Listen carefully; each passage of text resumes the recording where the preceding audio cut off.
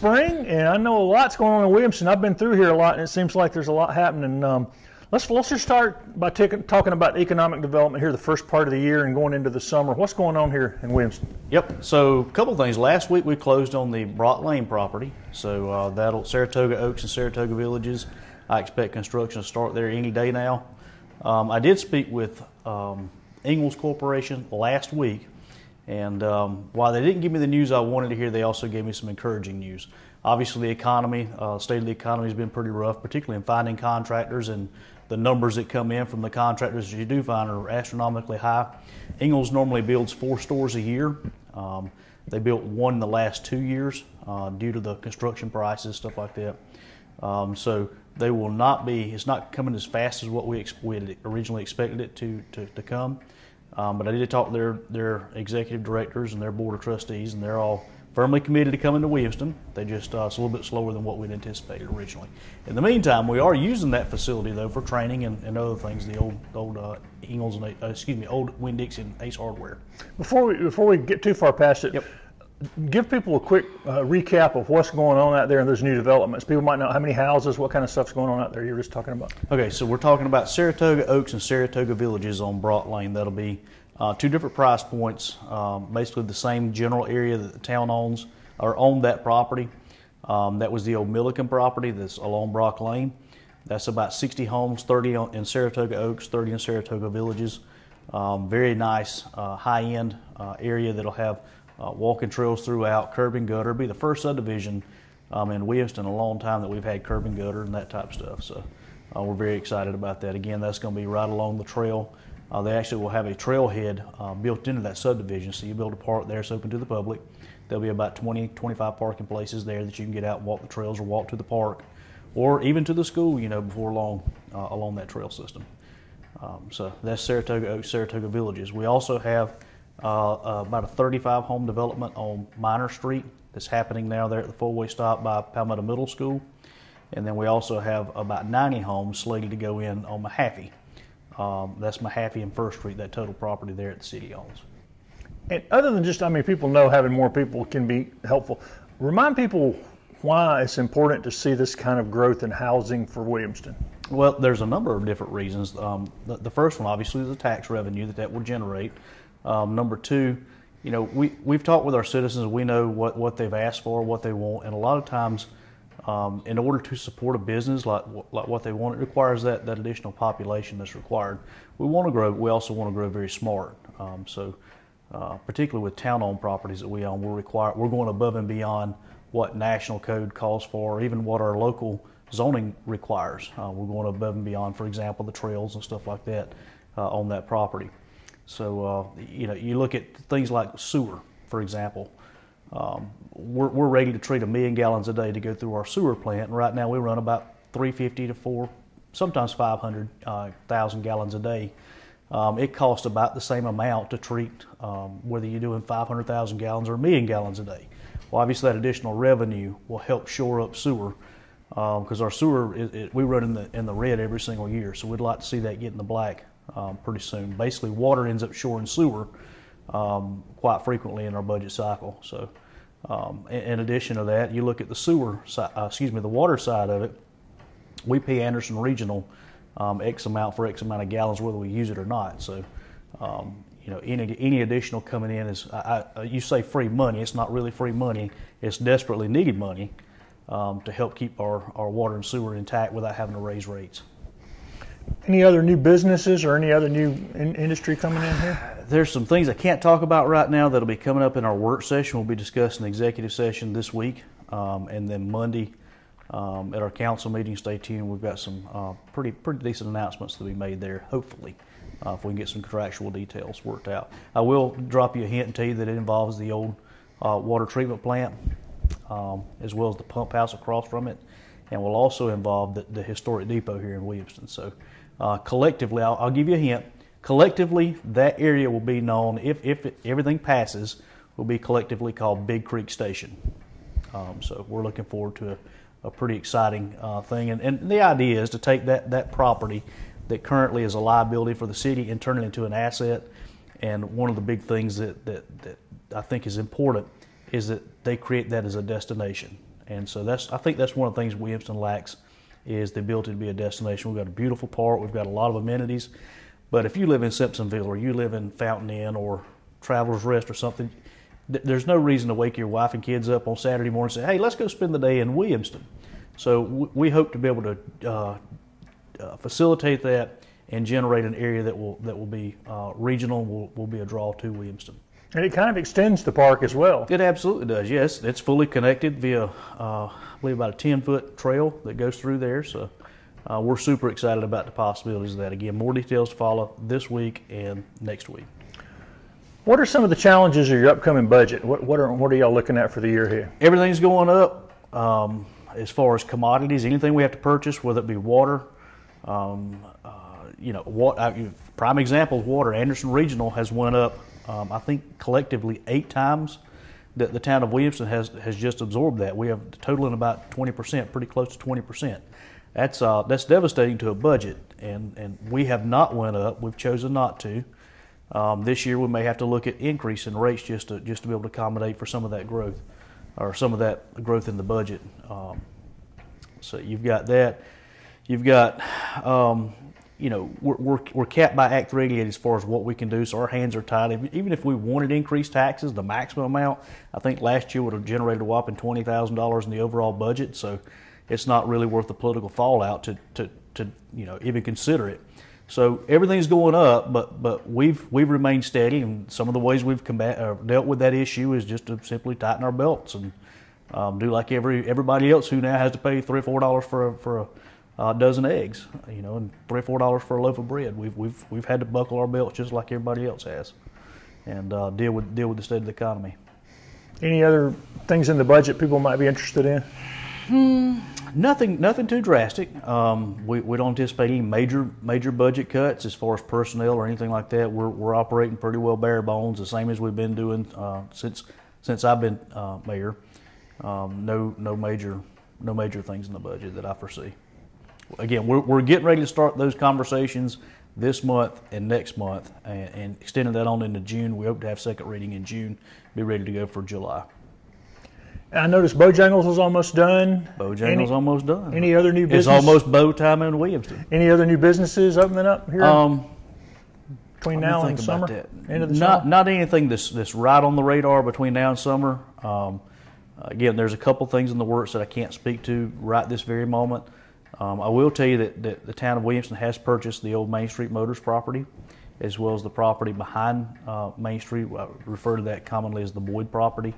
It's a red steel building behind Main Street Motors, and our objective is to clean that area up, make it a nice green space that may be marketable, either immediately marketable or in the future marketable. But in the meantime, we want to clean that area up. Salvage yards are no longer allowed in the town of Williamston per zoning. However, when that business originally started, salvage yard was not a problem. But obviously, anytime you have a salvage yard, or just that nature of that type business, it's going to be unsightly, and so that's one of the first things you see as you're coming into town on SC20 is that salvage yard. So we spent quite a bit of money in trying to get that cleaned up. And without giving any details, the new project that you're going to announce soon, is it anticipated to begin work on it pretty quickly, or?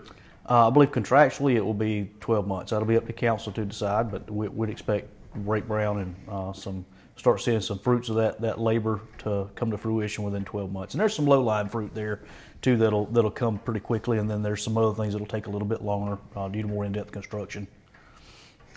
What about there's been some broad discussions of sort of the Tri-City trail system, but connecting everybody. Any more talk on that? Yeah, we're still working on that.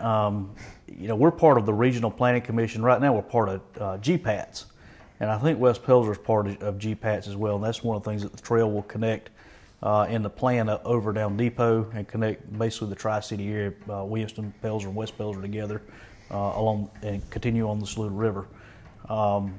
There's been some talk and discussion about taking us out of GPATS, possibly putting us in ANATS, which is another regional transportation. There may be more funding there. And then there's even talk about removing us out of both and going directly with the COG. So we'll see. Again, that's probably a 5 or 10 year plan as opposed to our local trails.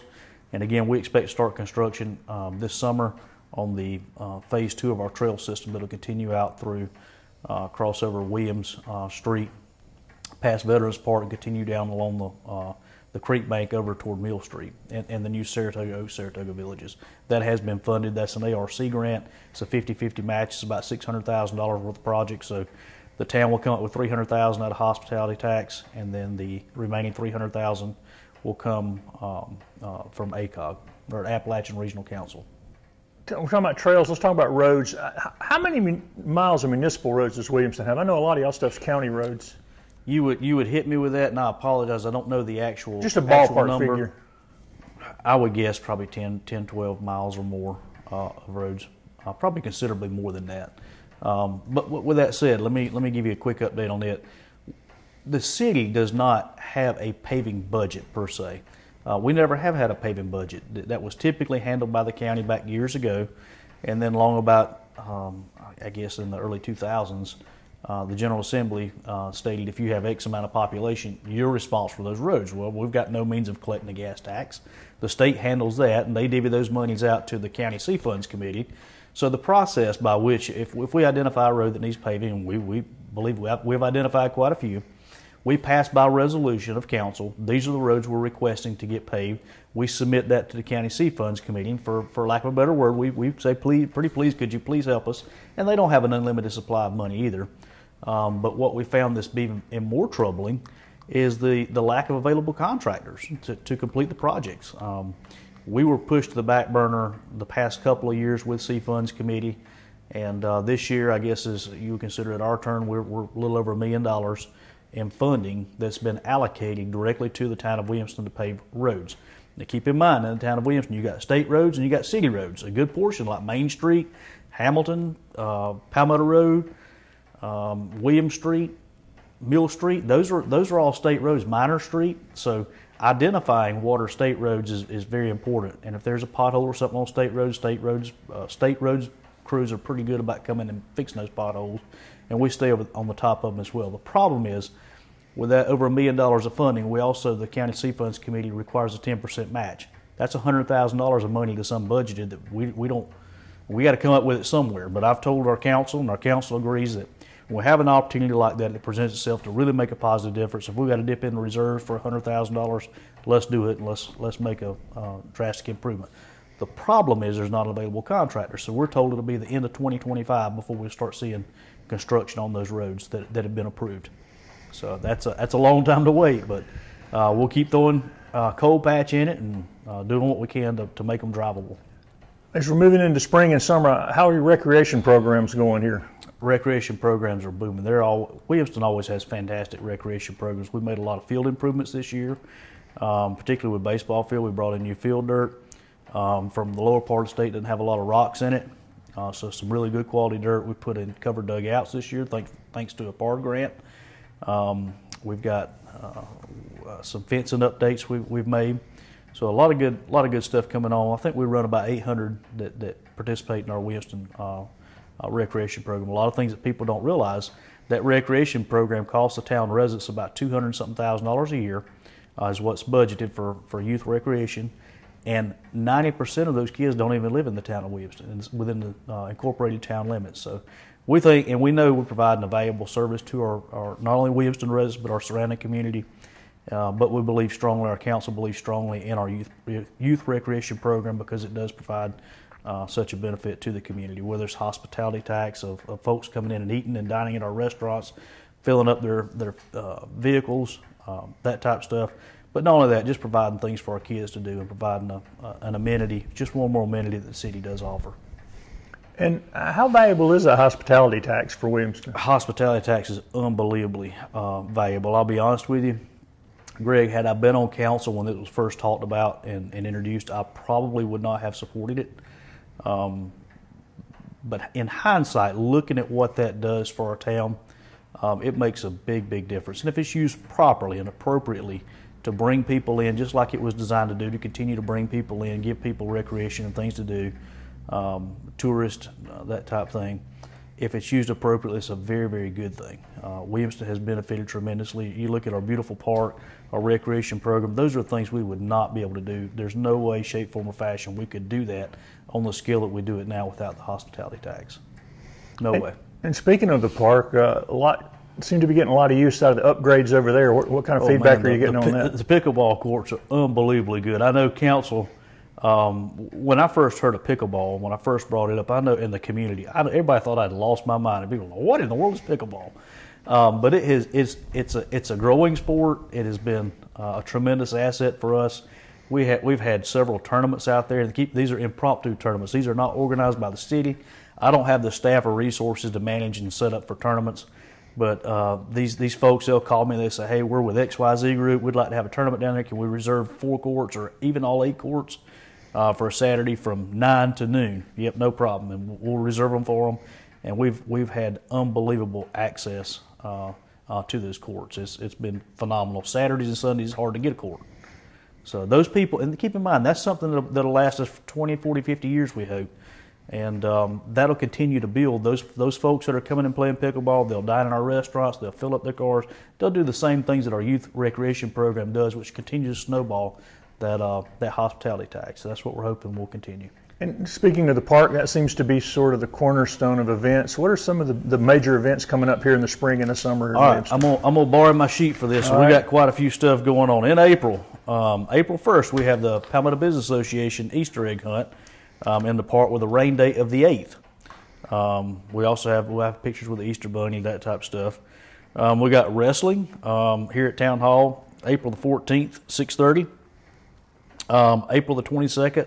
We got the Working on Williamston Day, where the community comes out and we do a town-wide cleanup effort. April the 28th, we also have a concert series, a four-part concert series sponsored by Envision Williamston Amphitheater in the park, and that'll be late evening. April the 28th is the first one, and that'll be the Jamie Wright Band. And then May 5th, we have the concert down there to be Cinco de Mayo with Latin Soul will be out. The 12th, we'll have Carolina Coast Band in the park. And the 19th, we'll have Kendall Ledford out in the park. And then May the 19th will also be the date we start to kick off for Pig in the Park. That's Friday, and the main event will be on the 20th, which will be the Saturday. Remind people about that event that hadn't been to it. All right, so Pig in the Park is a really, really cool event. So it's sponsored by the Williamston Masonic Lodge, of which I'm also a member. And basically, it's a tournament. It's a competition barbecue cook-off sanctioned by the South Carolina Barbecue Association. And we have competitors that will come out and they'll cook all night long, and they'll do their presentation for barbecue about 10 o'clock in the morning. At 11 o'clock, basically you come in, you buy a wristband, sample wristband, and I expect the price to be $10 this year. It may go up a little bit just due to the cost of everything that's associated with it, but you buy that wristband and then you can go out and you can sample as much as you want to eat of the different competitors' barbecue. And I think they may even have a Taster's Choice this year award, so you'll get to vote for whichever one you think is the best barbecue. So that's coming up in May. We're still looking for some additional stuff in June to take place. We've got a few things, but not concrete yet. In July 1st, we'll have the Town of Williamston and Envision Williamston Freedom Celebration with a heck of a good fireworks show and all the stuff that goes along with that, car show, that type of stuff.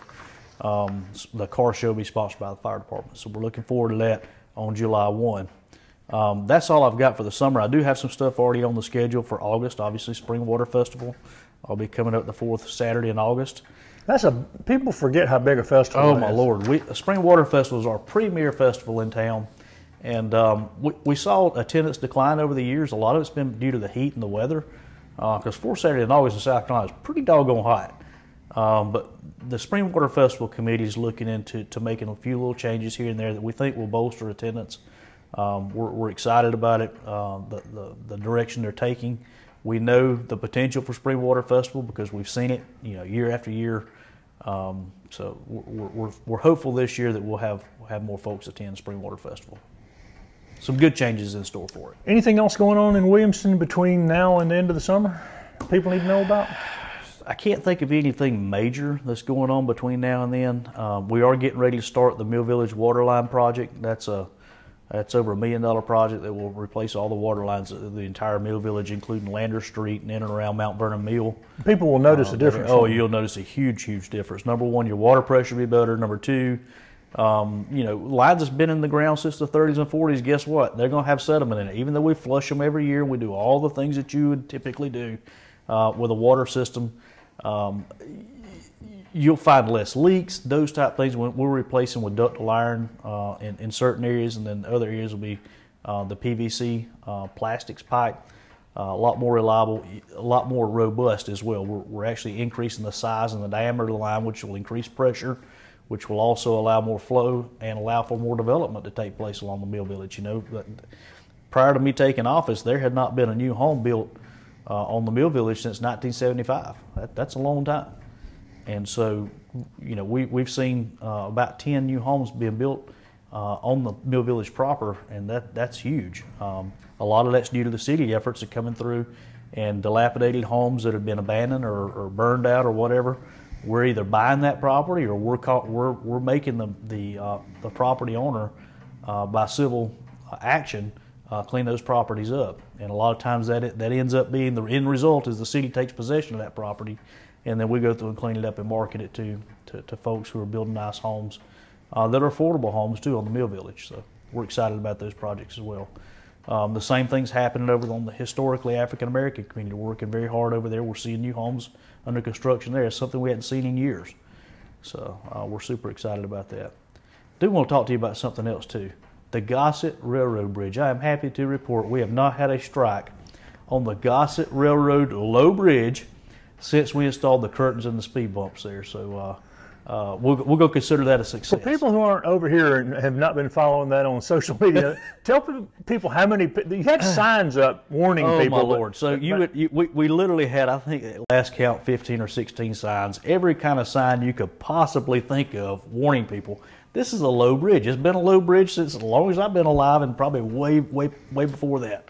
At least once a month, we would have a bridge strike. In most cases, it was not a terrible thing. You know, you'd have a moving van, and most of it's moving trucks. You know, people moving to the apartments over on Gossett or somewhere like that. They rent a U-Haul, and next thing you know, they peel it open like a daggum tin can by striking the bridge. But on a more serious note, you know, most of those are kind of humorous, and you know, not really humorous, but it's something we can laugh about in hindsight. However, it is a very, very serious issue, and the reason being, if you had the right vehicle come through and strikes that bridge and you cause a train derailment right in the middle of our town, in the heart of our town, that is a major, major, major problem. I mean, I look at places like Palestine.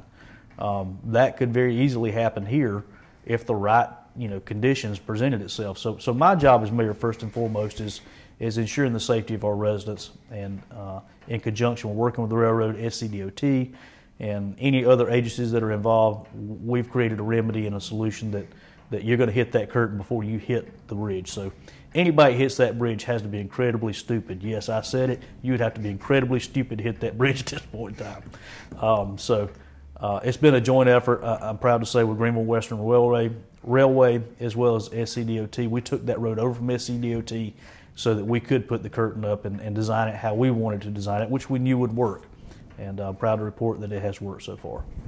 But it's been kind of the brunt of a lot of jokes, particularly on social media. You know, somebody would hit the bridge and they'd say, "Yep, they hit the bridge again." Somebody make a picture, and then you'd have other people go, "They need to put a sign up." There's 14 signs. There's signs everywhere. So I did a little TikTok video that kind of went a little bit viral. I suppose that Officer Mullis was in here, and I said, "I think I know the problem. We need one more sign. That's exactly what we need. That'll stop it." And she obviously rolled her eyes at me, but it's been a good success. One of many success stories we've had in recent months.